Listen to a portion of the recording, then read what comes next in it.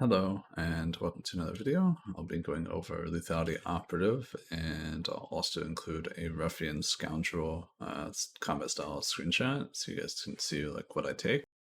My focus is going to be a little bit more on regs and just damage overall. However, I'll go over what you should use in other situations, like if you want to play more defensively or just a different playstyle. I'll show you which ones are worth taking. Set bonuses, we're going to start with that. You want Tactician's package. You want this mostly just for the critical chance. Our critical chance is not very good, so having extra crit is very valuable. And then we also want the ranged tech damage. So range is the white damage that we do, and then tech damage is the yellow damage we do, and then it increases our healing by 5% too, which is super good because we do a lot of healing, but we also do a lot of the other two types of damage too. Toxic Blast being one of your highest damaging abilities, especially in cleave, which is white damage. Moving on from that, tacticals that we can use if you're single targeting send out shots, it's not bad. Overwhelming offense is not bad. And then finally, viral elements is the #1 recommended one to use. Going into combat style loadout, we use corrosive return for the extra 5 seconds on stim boost. This is actually really, really good. The penetrating strategies could be good. Frag gear wasn't so bad, and we actually could afford some accuracy, but unfortunately right now we can't. This one's just not good enough compared to the other two, so I don't even consider it. So it's usually between these two. I would definitely recommend corrosive return. Curving strategies, I take this for the extra AoE. Not only does this do a considerable amount of damage with actual gear on, I don't have any gear on, so it only does 2000. Then it also applies an internal poison damage, which is also about 2000 damage, even with no gear, as you can see there. On top of that, it's just a good filler in AoE situations. So at least getting it like on like every target. Let's say you have like 4 targets in front of you, and thermal grenade is on cooldown. If you throw one of those, get all 4 targets. It's extra damage in between the window, rather than just using corrosive assault, which corrosive assault is only hitting one person. Slide countermeasures. This is really good if you ever had the issue of just not really knowing what to do defensively, or if there's a lot of melee like hitting you a lot of white damage. Having this really helps your survivability, and also at the same time just like ability to basically make people probably get off of you a lot easier. And you can pair that with the reflective evasion if you really want to, but I like to CDR evasion, and Lethality already has, I believe, a passive that's +1 second to evasion, so this is actually like considerable amount of time of having evasion. So what is this? 4 seconds, so you have 6 seconds. That's quite a bit. And then your stun, that's self-explanatory. There's sometimes you do want your stun. Not all the time do you want your stun, but sometimes you do. Definitely say solo rank, you definitely want your stun. Going into next one, I take this one because I don't feel like I need the damage reduction one. Damage reduction one is very good. I highly recommend it. If you're ever cleaving and you have survivability issues, definitely take it. I just like this one because the extra critical hit chance of your periodic poison effects, basically your dots. This is where a majority of your damage is. Having extra crit on this is super. And then we don't really need this because we don't really have the energy issues in like PvP. Unless you're just like spamming Noxious Knives way too much or thermal grenade way too much. That's like the only time that you actually have that issue. Again, as I said, this is really good if you need the damage reduction. But overall, I would definitely take critical grenade. Going into the other ones, I don't even, how to put it, I don't even bother with these other two. I pretty much only take Tactical Overdrive because Tactical Overdrive is just so good. And the fact that it resets Stim Boost, Lethal Strike, Toxic Haze, and Shield Probe, that's a lot of things that you reset all at once. And for example, Shield Probe gives you 15% DR after it collapses for 6 seconds. So you even get extra DR reset, which is really nice. I feel like this one could be pretty cool, but for the most part, I don't think we're in the need of like hydraulics, because that's basically what it would be giving you. Oh, it purges, actually, not, sorry. The impairing effects threw me off. So it just purges movement. So we've already got quite a few purges. We don't need another purge, so like I can't see a reason to take this. And you only get 2 TAs, so it's not like oh, you get 4 TAs, you got so many TAs and you can use. No, it's only 2, so it's really not that good.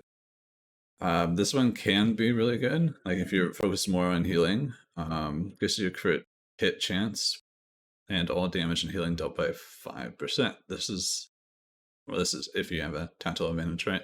But this is still very high uptime. It's very good. Having 10% increased healing overall would technically be what you would have. I think that's pretty good, but just having this reset is it's just so strong in comparison. And going on to the next one, increasing the damage reduction by 5%. I take this just because this class has a lot of DR available to it. So being able to amplify it even more just allows your healing over time to be more valued. You can also take the reduced cooldown on stealth out. Sometimes you do need the stealth out.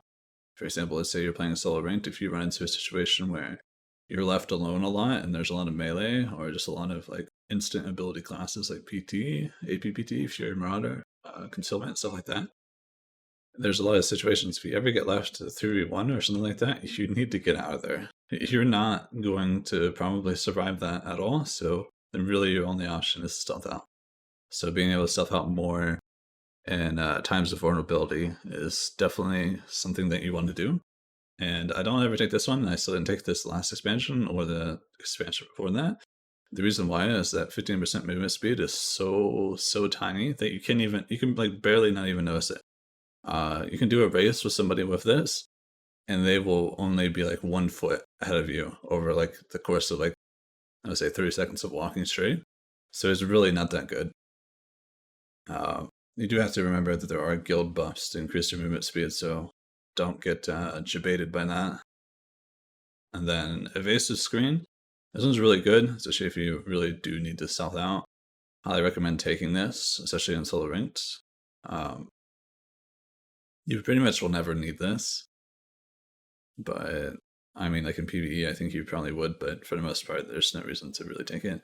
I take this because you're using Shield Probe all the time. It's like one of your main defensives for damage reduction outside of Sim Boost, and it also gives you a 5% maximum health heal, which is a lot when we have 350k health.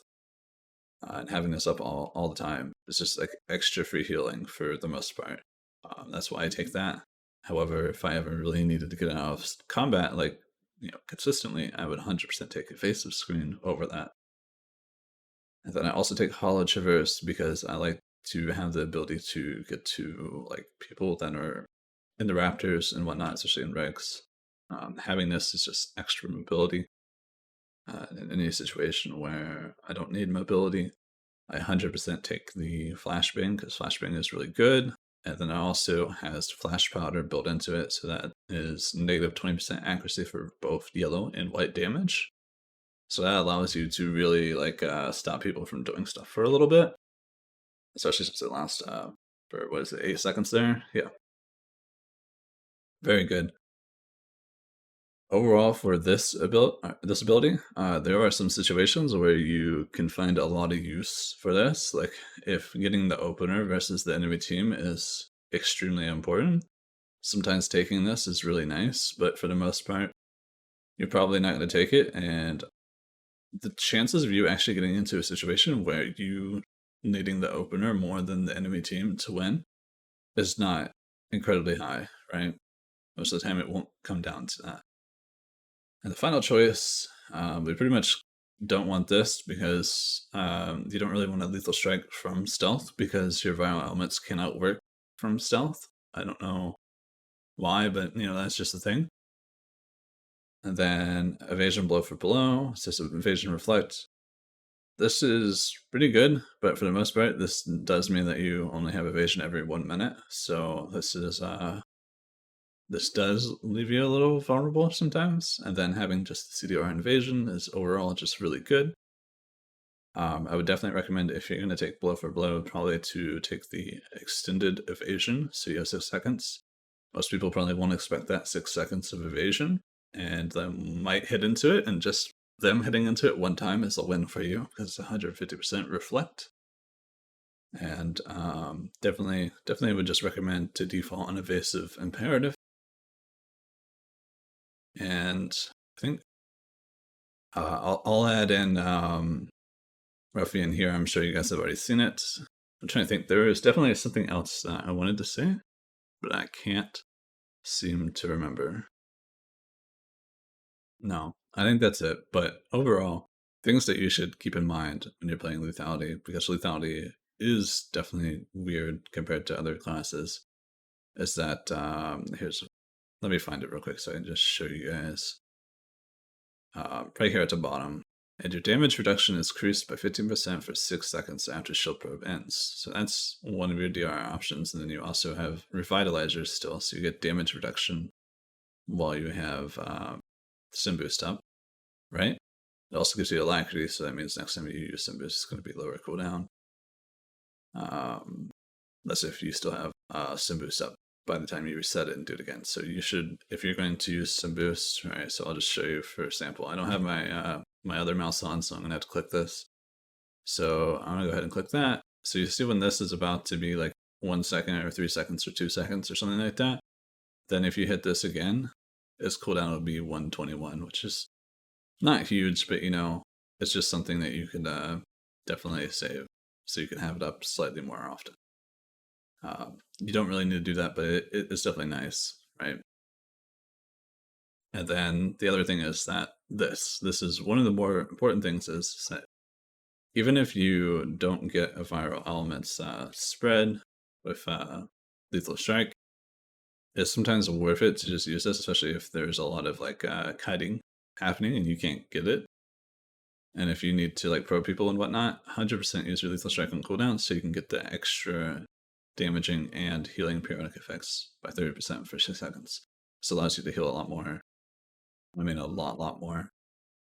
Other than that, pretty much everything is straightforward. I appreciate you guys for watching. If you guys have any questions, feel free to ask. I'll be more than happy to help. Again, I probably will not make any like full-fledged guides until 7.2 comes and they have finalized basically the balance changes.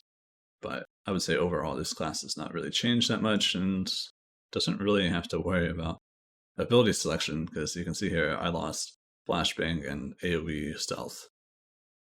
And hard stun, I guess. Who really cares about that, right?